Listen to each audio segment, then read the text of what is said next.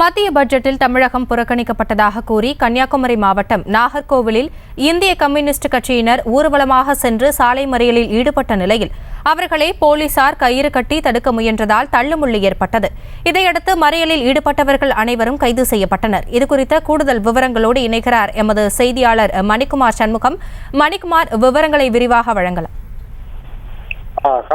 மத்திய அரசின் பட்ஜெட்டில் தமிழகம் புறக்கணிக்கப்படுவதாக கூறியும் விவசாயிகள் நலன் புறக்கணிக்கப்படுவதாக கூறியும் தமிழகம் முழுவதும் இடதுசாரிகள் மறியல் போராட்டத்தில் ஈடுபட்டு வருகின்றனர்.